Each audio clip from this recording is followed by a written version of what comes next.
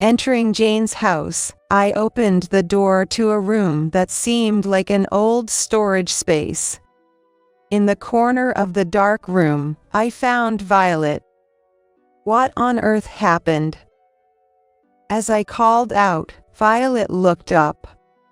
She looked very pale. Grandma. Next to Violet were textbooks and workbooks. How long have you been here without even turning on the light? I've been here for a year. What did you just say? Did she study here for a year? And there were dishes and cups around, too. Had she been eating here as well? Can you tell me what's going on, Violet? I took Violet's hand and spoke to her. After hearing Violet's story, I couldn't hide my shock. I never imagined she had suffered so much. The root of all evil was Jane. I left the storage room, completely furious. I found Jane and screamed at her, shaking with anger. What were you thinking, locking a child up in such a place? What you are doing is wrong. Just as Jane was about to retort, the front door opened and someone came into the house. How could you? I stared at a bewildered Jane with a cool gaze. My name is Hilary Taylor, 63 years old. I currently live with my husband, Kyle, just the two of us, and I'm a housewife. Kyle is 65 this year. He's retired, and we spend our days relaxing at home. We have two sons, Kevin and Jeremy. Kevin is 38, and Jeremy is 34. They've long since left the nest and built their own families, so now we only see them during holidays like Christmas and Thanksgiving. Since the younger son's family has no children, our only grandchild is Violet, the daughter of our eldest son's family. Violet is a lively and adorable girl who turns 8 this year. She always talks to me, calling out Grandma, Grandma, and gives me her drawings, which she's good at. One of her drawings, featuring smiling portraits of Kyle and me, is displayed prominently in our living room. Looking at it always warms our hearts. I wonder how Violet is doing. I'd like to see her soon. Kyle remarks with a squint. Yes, I do want to see her drawings again. Violet was happily drawing today as well. We believed that. But at that time, we couldn't imagine the unexpected events that were happening to her. It was on a sunny morning. The doorbell rang, and I opened the door to find Jane standing there. It's been a while, Hilary. Jane, what brings you here, all of a sudden? I was surprised. Jane is our eldest son, Kevin's wife. Since they live about a 3-hour train ride from here, they rarely visit our home. What happened to her? Sorry for the sudden visit. I have a favor to ask. What is it? Come in first. I led Jane into the living room. Kyle too was surprised by her unfamiliar presence.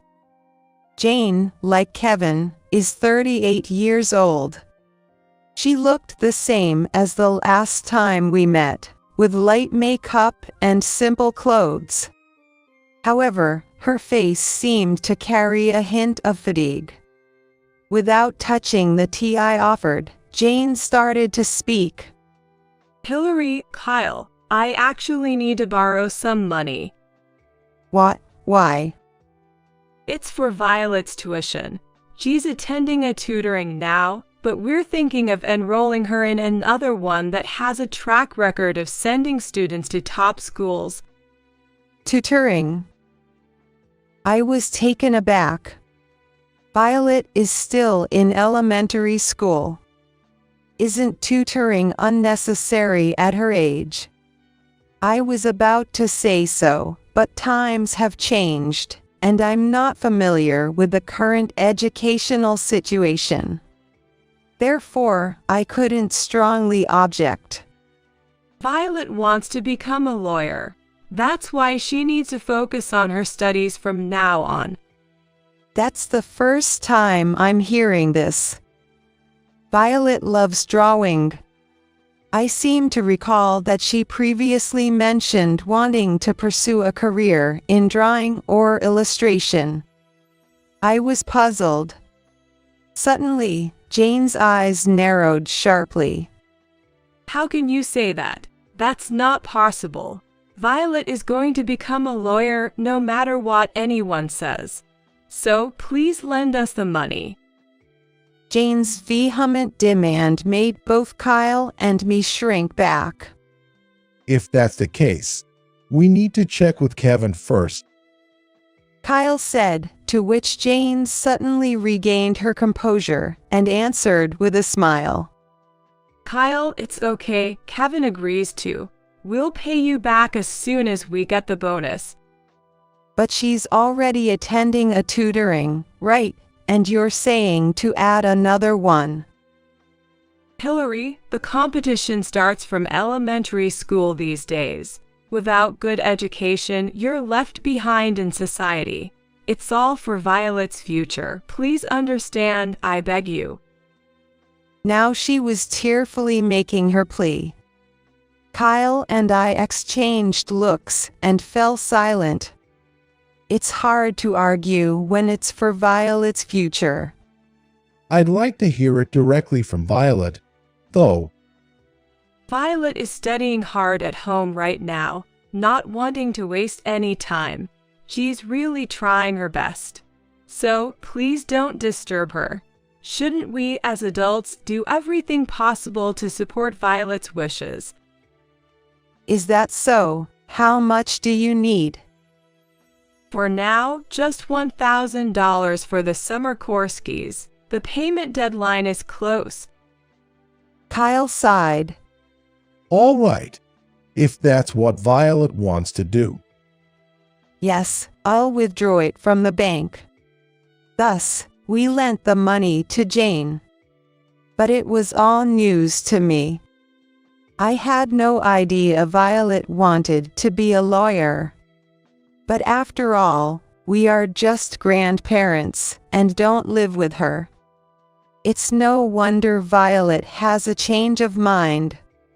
That's what I thought, trying to convince myself. But the story didn't end there.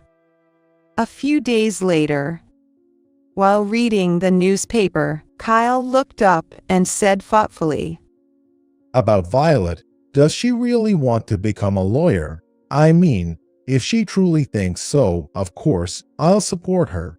But it was quite unexpected. Yes, maybe we should hear it from Violet herself. I decided to make a phone call. Violet doesn't have a cell phone. The only way to communicate with her would be through Jane. Hello, Jane, thanks for the other day. Is Violet there? Can I talk to her? Violet, she can't answer the phone. She's busy. Jane responded curtly. Just for a short while. Then Jane suddenly started yelling. Just for a while. What if she misses solving even one problem during that time? The entrance test for the tutoring we talked about is coming up. The test scores will determine her class placement. She has to get into the top class or she'll fall behind. Do you know how hard it is to catch up after that? I was taken aback by Jane's torrential tirade. And since she was completely unyielding, I had no choice but to reluctantly end the call. How did it go? Kyle asked anxiously, and I shook my head. No good, Jane wouldn't put her on the phone. What? Why? I don't understand it myself. I'll try calling Kevin. I searched for Kevin's name on my smartphone's contact list. In fact, Kevin was not living with Jane currently. He had been on a work assignment alone for about a year now. He proudly told me last year that the company had high hopes for him and promised a promotion upon his return from this assignment. I didn't want to involve him too much, but it seemed necessary now. Kevin answered the phone immediately. Hello. Oh, it's you, Mom. Sorry to bother you when you're busy. It's about Violet. I briefly recounted my exchange with Jane. Then Kevin expressed surprise. Wait, what? Violet wants to be a lawyer. I've never heard of that. Kevin, like us, had never heard of it. Moreover, he was unaware that Jane had become so enthusiastic about Violet's education. Being away from home for a year, it's no wonder. I'm not quite sure, but maybe Jane has started saying some odd stuff. I'm swamped with work right now. It'll be a while before I can return home, but I'll try to talk to them in person next time. That would be better. It might be nosy, but I'm really curious about Jane's sudden change. Is it that weird? Oh, now that I mentioned it, speaking of lawyers, Kevin shared something with me. It was enough to fuel my anxiety. Over the weekend, Kyle and I visited Jane's house. It was about the eldest son's family. Maybe it's wrong for me to interfere. Still, I had a bad feeling about it. After all, Jane was just screaming, and we hadn't really heard Violet's side of things. I wanted to know what Violet thought. Besides, she is now a fatherless life, which means a single-parent home. I wondered how Violet was spending her time alone with Jane. When I rang the bell and introduced ourselves, Jane came out in a panic. What's the matter, Hillary and Kyle? Jane was clearly flustered. A friend of mine lives around here, so I was just stopping by on my way back from visiting her. I responded with a smile. A little white lie can't hurt. By the way, is Violet around? Jane fumbled for an answer to my question. Well, she's not feeling well and is resting in the back. I'm sorry for the inconvenience, even though you've come all this way. It's all right. I just wanted to see her for a bit. No, but she probably wouldn't want to meet you. So maybe not today. Jane was adamant about not letting us see Violet, not budging an inch. Something felt off. At that moment, Kyle spoke up. Ouch. My back. My chronic back problem. Kyle crouched down, clutching his back. Are you okay? He glanced at me. He said it wasn't chance. Jane, is there a chiropractor around here? Well, I think. We still have the taxi waiting over there. Could you show us the way? Sorry for the trouble. Kyle forcefully asked Jane for directions and headed towards the taxi. As I watched the two of them leave, I muttered, "Sorry, Jane." Then, I entered the house. It was silent, with no sign of anyone around. I opened each room door, searching for Violet. "Violet, where are you, Violet?" She wasn't in any of those rooms. The last place left was an unused, old storage room. There, in the dark room, was Violet. With resolve, I opened the door. "What's going on?" When I spoke, Violet looked up. Her face, which I hadn't seen in a while, seemed terribly pale. Next to Violet were textbooks and workbooks. Grandma, "Why are you here in the dark, without even the light on?" I've been studying here the whole time, using a flashlight to save on the electricity bill, solving problems. Violet spoke weakly. "Since when?" For a year, I've been here. "What? Studying in a place like this for a year? And there were dishes and cups around. Was she eating here as well? Can you tell me what's going on, Violet?" I took Violet's hand, urging her to talk. But Violet hesitated. "I wonder if she's afraid of Jane." "Don't worry, Violet, Grandma's on your side." Violet started to cry and began to speak haltingly. And then she began to speak haltingly. This was Violet's story. A year ago, when Kevin was transferred to work alone, and Violet was left to live with Jane. That's when changes in Jane began. While Violet was drawing as usual, Jane spoke to her. Violet, you're already 8 years old. You should start focusing more on your studies for middle school, not just drawing silly pictures all the time. Of course, Violet argued back. But Jane wouldn't listen. On the contrary, she tore up the illustration of the violet. Listen, stop wasting time on drawings that won't benefit your future. You're going to be a lawyer. It's a respected profession, helping people. Sounds good, right? Jane said this with a smile.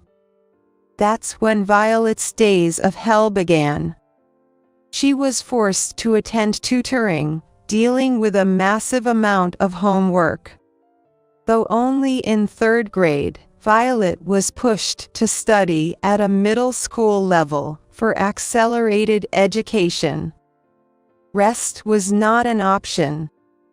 If test results were poor, Jane would rage and berate Violet. Eventually, Violet was told, as punishment, you'll live in the storage room, making her eat and study there. Moreover, if you can't answer the questions, you don't deserve to sleep inside the house, so she slept under the eaves. Sometimes, Kevin would return from his assignment. However, Jane would act normally only when Kevin was home. She also made sure to warn Violet, you know what will happen if you tell your dad, right? This made it impossible for anyone to seek help. I was stunned by these revelations. Jane's behavior wasn't just being enthusiastic about education. It was clearly excessive. I was trembling with anger. Jane said it was for Violet's future, but this is not for Violet. I've been drawing these secretly because I would get scolded by Mom. Violet showed me a piece of paper. There was a colorful drawing. It was a bright and cheerful picture that seemed to bring joy to anyone who looked at it. Thinking that she had been drawing with all her might in such a hellish environment made my heart ache. Clearly, Violet doesn't want to be a lawyer. It was all Jane's imposition. What was she thinking, forcing Violet to do this and lying to us? I looked into Violet's eyes and said, I understand now, thank you for telling me. let's go to my place for now. It's not good for you to stay here." The more I heard, the more convinced I became. Jane was not in a state to accept reasoning. The priority was to get Violet out of this house. Then, there was a commotion near the entrance. Jane and Kyle must have returned. "Violet, wait here for a bit," I told her and stepped out of the storage room. I had to speak clearly to Jane. Seeing me come out of the room, Jane raised her voice. "Hillary, how dare you enter the room without permission? Did you and Kyle deceive me, pretending his back hurt?" Looking past Jane, I saw Kyle now standing up straight. "I'm sorry about that, but you've been lying too, right? Saying Violet wants to be a lawyer, that's a blatant lie. Locking a child up like that. What were you thinking?" Jane retorted with anger in her face. "I'm not lying. Violet is going to be a lawyer. That's what's been decided." Kyle was taken aback by Jane's furious outburst. The reason for her obsession with the lawyer. That was the answer to what Kevin told me the other day. "It's not Violet, it's you who wanted to be a lawyer, right?" Well, Jane, struck by the truth, stumbled over her words. According to Kevin, Jane once aspired to be a lawyer, but failed the exams. She became an office worker because she was unable to obtain a license to be a lawyer. Then she met Kevin and got married, and perhaps after having Violet, she was reminded of her old dream. It seemed she was trying to live out her own desires through her child. I spoke to her firmly. At that moment, the front door opened. Children are not tools for fulfilling your dreams. Education is important, but not to the extent of forcing it like this. You are trapped in your past, and do not see Violet as she is now.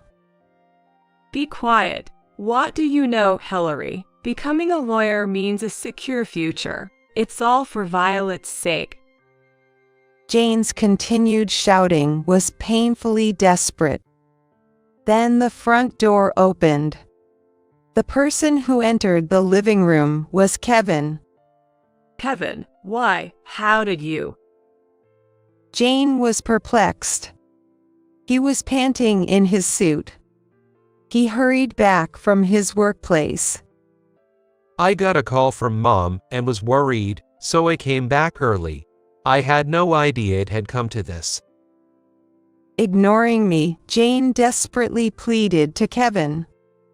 It's all a misunderstanding. I want to support Violet's dream.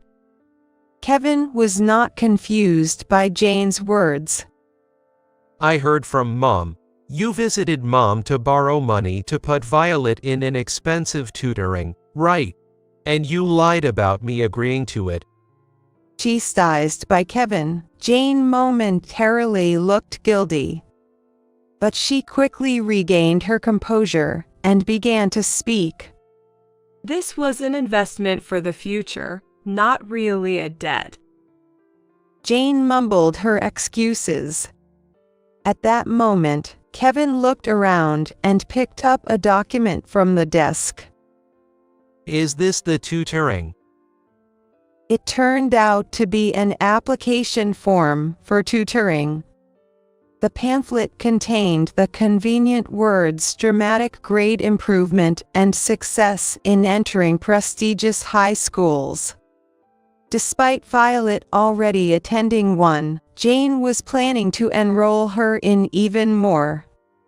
Looking around house, books on child education methods were scattered everywhere, including an application for a seminar titled Turning Your Child into a Genius.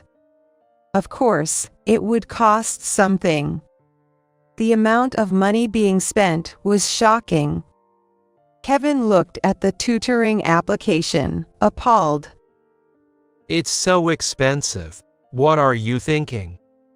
But I managed with my savings from before I was married. Recently it's not been enough, so I just asked your parents for help. Jane made an excuse on the spur of the moment. She doesn't seem to think he's at fault one bit. Kevin sighed in frustration, deciding to ignore Jane. It looks like Kyle has decided to ignore Jane from now on. Turning to me, he said wearily, There's no point in talking to Jane anymore. Where is Violet? She's in the storage room in the back. She's been isolated there, as a punishment for not being able to study. She even eats and sleeps there, under the eaves. I just can't leave Violet here.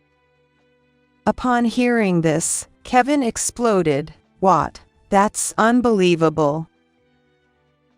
Then Violet came out of the room. Dad, you're back. She was noticeably thinner, with dark circles under her eyes. Seeing her, Kevin embraced Violet. I'm so sorry, Violet. I didn't realize. I'm sorry. He then glared at Jane. Violet can't stay here anymore. I'll take her with me. That's best. You can't just decide that. Kevin shouted at Jane, who was persistently pressing the issue. I can't leave her with you anymore. Reflect on your actions alone. Jane flinched and fell silent. Leaving Jane standing there, Kevin, Violet, Kyle, and I left the house. We headed towards the station, starting to walk. During this time, Kevin was still handling calls from work, indicating he was extremely busy. After finishing the call, Kevin apologized to us. Sorry, Mom. Work is hectic. Could you look after Violet for a while? I'll sort things out once things calm down. Of course, we'll take good care of Violet, don't worry. Are you okay, Violet? I turned to Violet. Yeah, I'm okay. Violet looked a bit anxious. I wonder if Jane's spell hasn't been broken yet. I squeezed her hand reassuringly. By the time we reached home, it was completely dark. Violet finished her dinner and fell asleep immediately. She must have been under a lot of pressure lately. She seemed to have worn herself out completely. Poor child, being forced into this. I couldn't help but tear up looking at Violet's sleeping face. I never imagined it would come to this. Kyle sighed deeply. Kevin left Violet in our care and returned to his posting. Kevin said he was going to persuade Jane, but can he? My worries proved accurate. A week later, Kevin contacted us. He had been trying to reason with Jane in between his busy work schedule. Kevin repeatedly tried to persuade Jane, urging her to realize the foolishness of her actions and to change her ways. However, Jane showed no signs of repentance. Far from showing remorse, Jane even said, "Where have you put Violet? She will fall behind in her studies. There are tests coming up soon." Are you still talking like that? Go back to who you were. Kevin pleaded, but she retorted immediately. I'm normal. I'm the one who thinks about Violet more than anyone else. Despite hours of conversation, no resolution was reached, eventually leading to her hanging up the phone. The situation was at a standstill.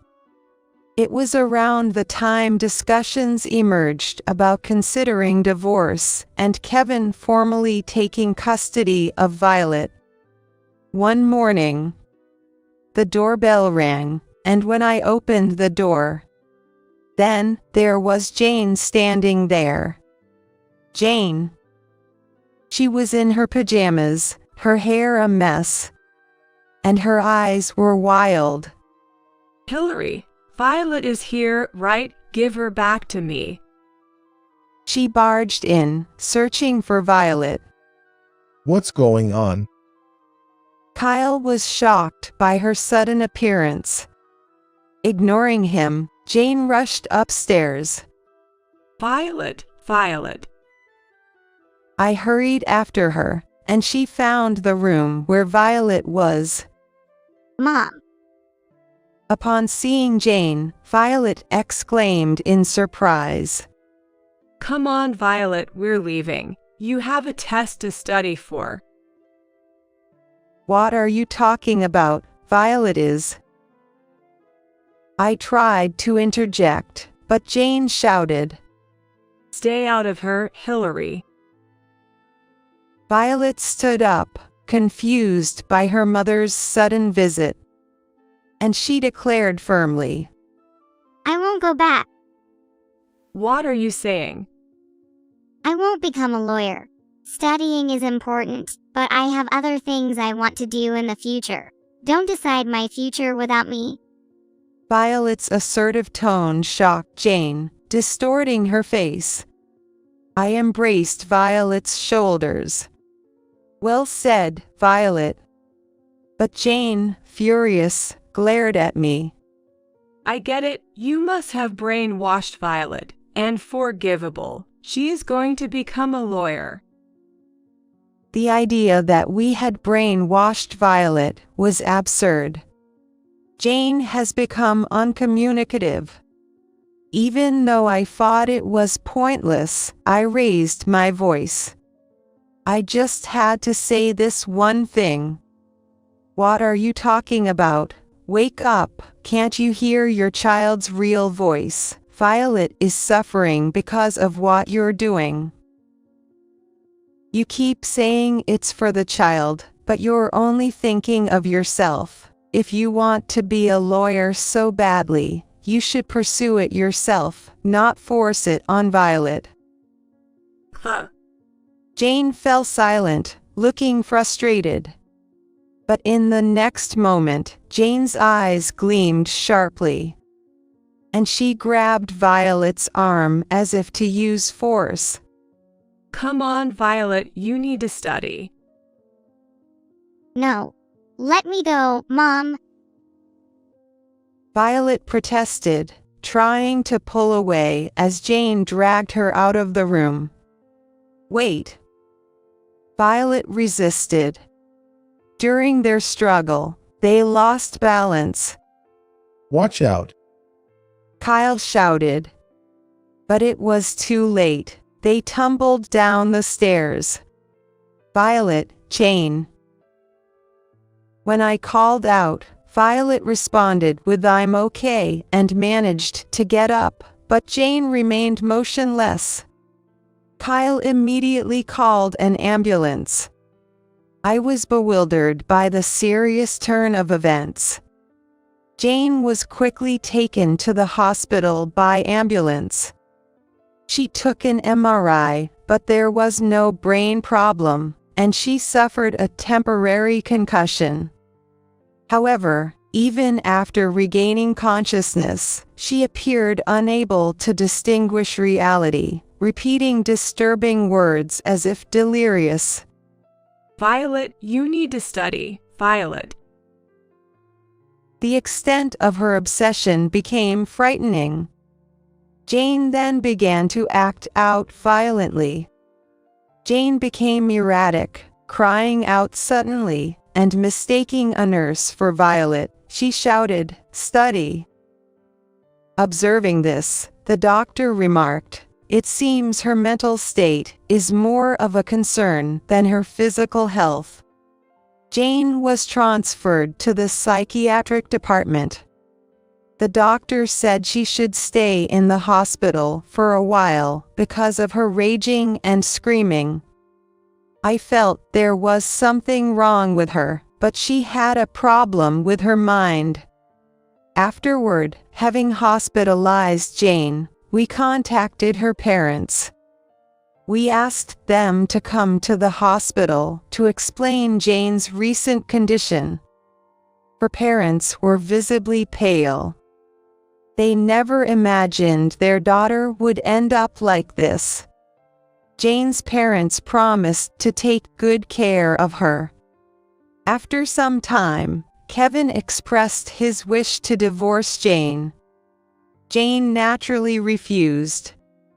However, Kevin initiated legal proceedings, and as a result, the divorce was finalized.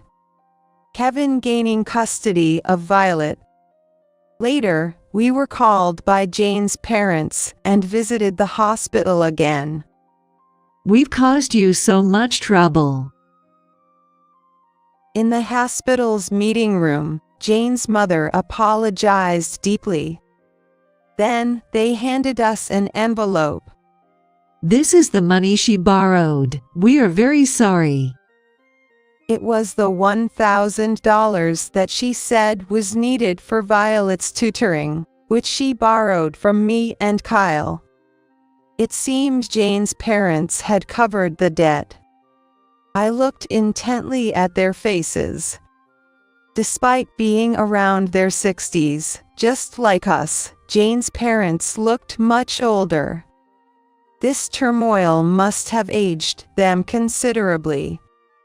Thank you kindly. How's Jane doing? I casually asked. That's just it. She hasn't improved much. She keeps shouting at anyone to study or yelling you must become a lawyer. So, we have no choice but to keep her here for a while longer. Saying that, Jane's mother sighed. Apparently, when Jane was young, her parents incessantly told her to study hard and aim for a respectable career. Sometimes even yelling at her when her grades were poor.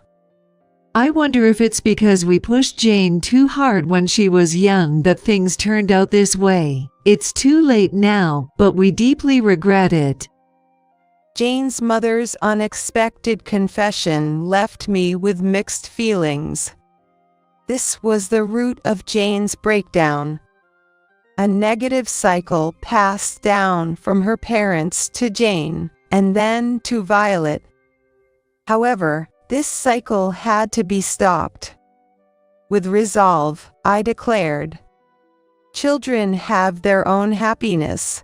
When parents impose too many of their ideals, it can break the child's spirit. Violet was also in danger of this. From now on, Kevin and we will take responsibility to ensure Violet grows up freely and happily. Jane's mother was in tears. She must be reflecting on what she did to little Jane. I hope that from now on, they can live while offering support to Jane, whose spirit has been broken. With these thoughts, we left the hospital. Afterward, Violet and Kevin began living with us. Kevin requested a transfer. Kevin negotiated with his superiors to work at a branch near our family home. I was worried that this might affect his chances for promotion, but Kevin reassured me, dismissing the concern as if it were nothing. It's all right.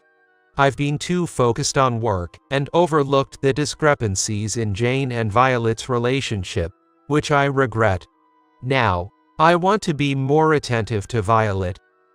Saying this, Kevin smiled. Fortunately, Kevin, who had an understanding boss, won the promotion on his performance. This brought us relief. Violet has regained her brightness since then. The move necessitated a school change, which initially worried us. But Violet said, "I'd rather transfer schools." In her previous environment, academic pressure had limited her playtime with friends. It seems that this led to Violet becoming isolated.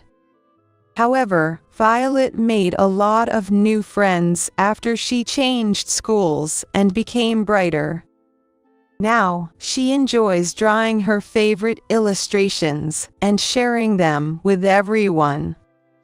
She smiles and says she wants to be an illustrator in the future. Seeing Violet return to her original self and being happy is the most joyful thing for us. Parents worry about their children's future. And parents tend to put more rails on their children than they need. But if you make a mistake, it's just an imposition of your ideal. We keep this in mind, gently overseeing their growth. The most important thing is Violet's smile.